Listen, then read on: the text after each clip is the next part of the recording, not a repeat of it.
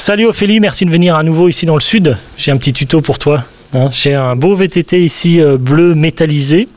Donc tu le connais maintenant, tout le monde le connaît, on le voit partout. Le théorème GT de la marque Origine Cycle, une marque française, et moi j'aime bien les vélos français. Sauf que ce VTT, d'abord tu vas bien ? Ça va très bien, oui, merci, et toi ? Ça va super. Alors, ce VTT, il a été monté à l'envers. Ah oui ? Pourtant, il a l'air dans le bon sens. Donc en fait, ce qui se passe, c'est que j'ai des pneus Continental sur ce vélo. Ils m'ont mis le Cross King à l'arrière pour plus d'accroche, et à l'avant, ils m'ont mis le Race King. Donc lui, c'est plutôt un pneu... Oui, il y a le pneu qui est le plus roulant qui est monté à l'avant, donc c'est vrai que ce serait bien de mettre deux pneus à crampons, ou sinon de mettre deux pneus roulants. Après, ça dépend un peu de ta pratique et ce que tu veux faire. Mais voilà. Alors, est-ce que tu es prête pour un tutoriel montage de pneus tubeless Continental sur mon VTT Théorème Origine ?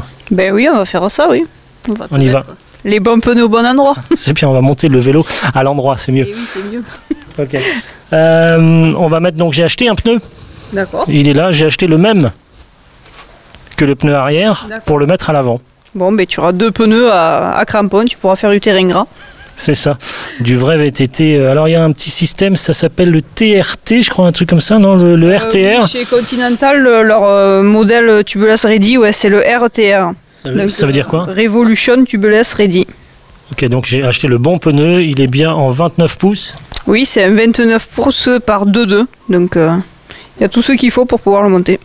On vérifie en général quand on achète un pneu, au-delà du diamètre, évidemment, on ne va pas monter un pneu de 26 pouces sur des roues de 29, ça va être compliqué. Mais sinon, on vérifie quoi, les dimensions TRTO ? Oui, pour être sûr d'avoir les bonnes dimensions, on regarde les dimensions TRTO. Donc sur un 29 pouces, ça sera 622. Donc après, mais bon, la plupart du temps, 29 pouces sera écrit aussi. Donc il n'y a pas vraiment de souci à se faire là-dessus. Ok, mais on peut avoir des jantes plus ou moins larges, donc un pneu plus ou moins large aussi, non ? Oui, alors c'est vrai que depuis plusieurs années, la tendance est à l'élargissement des sections. Donc avant, sur du 26 pouces, on était sur du 1,75 et maintenant, on va sur du 27,5 par 2,8. Donc c'est sûr que ça a beaucoup évolué. Donc après, maintenant, ouais, sur du 29 pouces, on va être pas mal sur du 2,2, 2,3. Donc ça reste des pneus quand même roulants et qui pénalisent pas plus que ça, quoi. Ok, on va essayer de monter le pneu à l'endroit, ce coup-ci. Au-delà de mettre le bon pneu à l'avant ou à l'arrière, on va essayer aussi, il y a un sens de rotation. Quand on monte il y a une indication de sens de rotation pour le montage du pneu. Oui, sur tous les pneus, alors il y a une indication, alors des fois c'est plus ou moins visible, mais souvent il y a une flèche, et après il faut être vigilant sur les pneus de VTT. Des fois il va y avoir un pneu qui peut se monter autant à l'avant qu'à l'arrière, et du coup il y aura écrit front ou rear pour savoir dans quel sens l'orienter. Après, si vraiment il n'y a pas de flèche, on va regarder comment sont moulés les crampons. Alors il faut en gros que ça fasse un V comme dans le sens d'avancement du vélo. Et des fois, un pneu qui peut autant se monter à l'avant qu'à l'arrière, ça sera indiqué. Et il y aurait écrit front ou rear pour savoir dans quel sens il va, s'il est devant ou s'il est derrière. Ok, alors là c'est un pneu tubeless ready, oui. Donc ça veut dire que dans mon pneu ici, le montage, il y a du produit préventif, oui. Donc on va sortir la roue, on va sortir le pneu, on va essayer de récupérer du produit, ou on va le changer, comment on va faire ? On va voir déjà comment c'est à l'intérieur. Donc des fois ça peut être complètement sec, donc là forcément on n'aura pas de souci, on ne s'en mettra pas partout. Après s'il en reste, autant le réutiliser et refaire la poigne avec le produit nécessaire après. Ok, alors on y va, c'est parti, tutoriel, montage de pneus tubeless ici sur mon VTT avec Ophélie, c'est parti. C'est parti, allez. Alors la première étape, c'est quoi ? Après avoir enlevé la roue, on va chasser l'air qui est présent dans le pneu. Donc on va enlever le capuchon de valve. On va le poser. Ouais. Ensuite, on va dévisser la valve. Et là, pour que l'air parte plus vite, alors ou on peut démonter complètement l'obus, mais sinon on patiente un peu, on appuie, on met la pression du corps sur le pneu pour que l'air chasse plus rapidement. Donc il faut bien faire partir tout l'air, au maximum. Et après, une fois que l'air commence à bien partir, on commence à pincer le pneu pour essayer de sortir les tringles de la jante, voilà. Donc il faut bien le sortir de partout, d'un côté comme de l'autre. Donc c'est là après qu'il faut être un peu vigilant de ne pas mettre du produit partout. Donc on le défait. Donc on essaie, voilà. Donc là il te reste très peu de produit. Donc du coup c'est un petit avantage puisque si ça coule on en mettra moins partout. Donc là tu fais attention de ne pas mettre du produit sur ma belle table. Ouais, ben c'est toujours dur avec le tubeless parce que ça coule toujours un peu, donc c'est pour ça que je prends un verre pour récupérer le produit restant. Voilà, donc une fois qu'on a enlevé, on fait en sorte, voilà, de rester toujours un peu propre. Donc là maintenant on va enlever donc, le pneu puisque tu veux changer ton pneu. Donc on finit de le sortir. Donc voilà, là on a la jante d'un côté et l'ancien pneu. Donc tu me laisses mon ancien pneu. Voilà, je te le rame. Merci. Donc après, voilà, donc moi je prends toujours un chiffon pour essuyer un peu les excédents de produits et pour remonter le nouveau pneu tranquillement et proprement. Donc voilà, la jante là est propre. Maintenant on va déballer le pneu. Hop.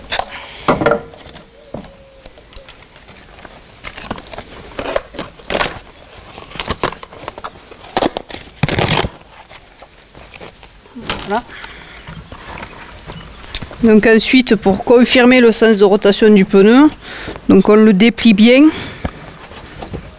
et on cherche où c'est qu'il y a l'indication de la rotation avec la flèche. Donc chez Continental c'est souvent assez discret, mais là il est un peu grossi. Donc là voilà, il y a vraiment écrit rotation avec la flèche, donc là il n'y a aucun doute à voir là-dessus. Et si tu regardes, tu vois bien que le sens des crampons font comme un V, donc le sens de... Alors ça, c'est quand tu dis le sens des crampons en forme de V, c'est quand on regarde le pneu, voilà, on regarde le pneu au-dessus. Voilà, comme si tu allais tout droit, ça fait une flèche dans le sens que tu dois aller. Mais là de toute façon tu as la flèche qui te l'indique bien. Donc là, avant de remonter le nouveau pneu, comme la jante est à nu, on en profite pour regarder que le flap d'étanchéité soit bien de partout, que tout soit bien fait. Et ensuite, on vérifie aussi que la valve donc, ne bouge pas, que la rondelle de serrage soit bien serrée, donc on le serre au doigt. Donc la valve à ce niveau-là, que ce soit bien serré. Et on en profite aussi pour vérifier que l'obus ne soit pas colmaté par le produit, parce que ce qui peut arriver. Donc là, il est bien souple, donc il n'y a aucun souci à ce niveau-là. Donc là, on peut remonter le pneu. Donc toi, tu montes le pneu et après, tu mets le produit préventif. Oui, moi je monte le pneu, je le clipse sur une bonne partie. Donc pour repère, je mets la marque à la valve. Donc c'est plus pratique quand on crève de savoir comme ça où est la valve. Ça indique. Donc on va commencer par mettre une tringle. Donc là voilà, il y a une première tringle qui est mise, du premier côté du pneu. Donc après je vais fermer l'autre côté. Mais je ne vais pas aller complètement en bas. Je vais laisser un espace pour mettre le produit.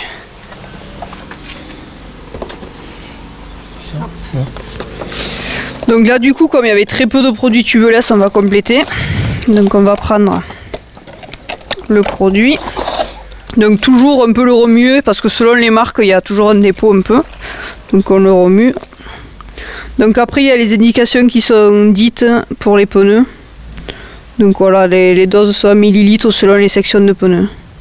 Donc là il faut en mettre autour de 100 millilitres. Donc après il y a les graduations souvent sur toutes les marques. Donc là c'est un demi-flacon. Ok, allons-y. Il faut couper le... Donc là, on enlève ça.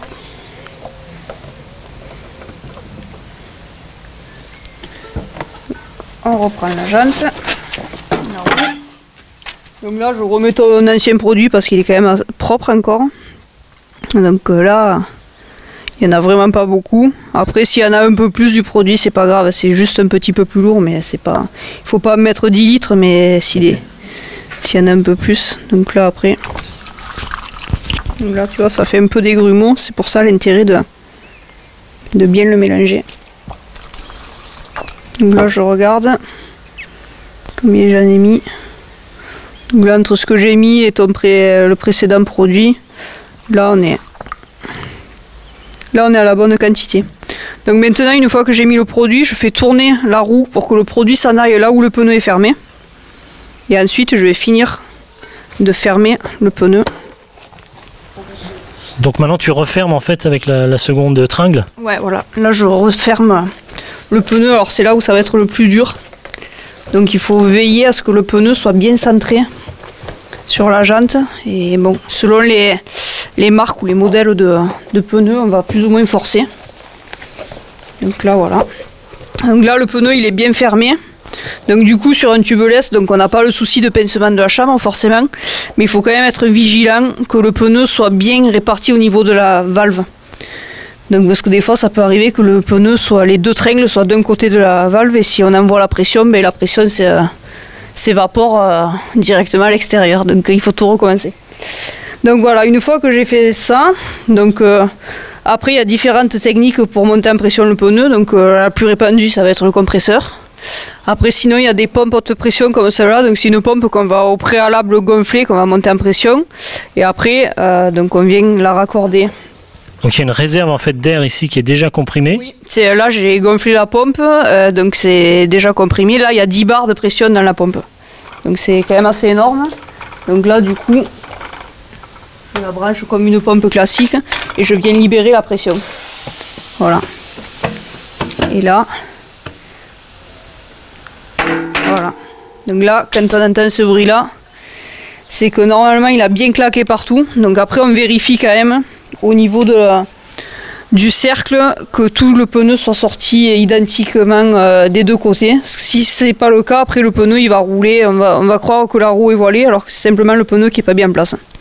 Donc au début quand on met un tubeless, autant laisser un peu plus de pression pour que le pneu se mette bien en place. Après on fait tourner un peu la roue pour que le produit aille colmater un peu le pneu.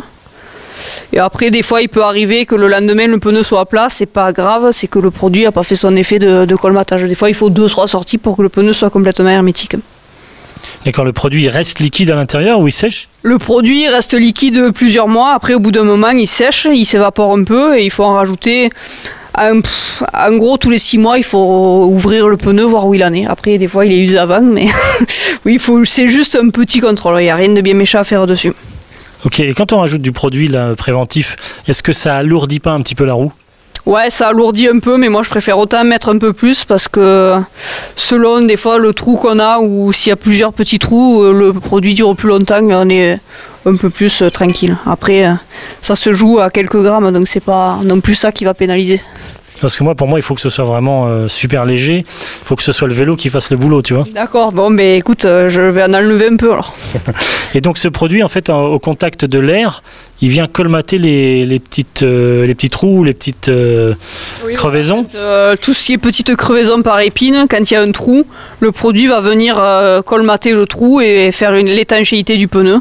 Donc du coup, ça permet de continuer de rouler sans avoir crevé, comme c'est le cas avec une chambre à air. Ok, on vérifie qu'il est monté dans le bon sens, le sens de rotation est le bon. Oui, alors il faut retrouver la flèche. Voilà, donc la flèche elle est là. Dans ce sens-là. Donc le pneu roule dans ce sens et voilà. Bravo, c'est bien. Parfait, c'est impressionnant. Super. Okay. Donc maintenant, si je veux rouler, il faut remonter la roue avant sur la fourche. Oui, ben je te mets même ton petit capuchon pour protéger l'obus, pour pas qu'il se torde avec une petite branchette. D'accord. Et je remonte la roue avec la broche. Ok. Tu as remis de la graisse sur l'axe ou pas? Oui, j'ai vérifié, il en restait de la fois d'avant, donc c'est bon, il n'y a pas besoin d'en remettre. Ok Ophélie, merci beaucoup pour ce tutoriel, merci pour ce montage de pneus tubeless et toutes ces explications, toutes ces astuces, tous ces conseils d'une pro, donc en mécanique, VTT et vélo de route. Tu as un site internet sur lequel on peut voir un peu tout ce que tu proposes? Oui, c'est le site velophélie.com où il y a tous les lieux où je vais toutes les semaines et mes coordonnées pour me contacter et mes tarifs aussi. Ok, merci beaucoup Ophélie, merci à tous d'avoir regardé cette vidéo, merci de commenter, liker et partager cette vidéo. Tu vas la relayer, toi tu as un compte Facebook, Instagram, Twitter, tout ça, non? Oui, j'ai un compte Facebook et un compte Instagram, donc oui, j'essaierai de les partager au plus. Ça marche, je te remercie. Merci à tous, à bientôt. Allez, à bientôt, puis au plaisir de partager d'autres vidéos. Salut. Salut. Oh, regardez ça, c'est bien.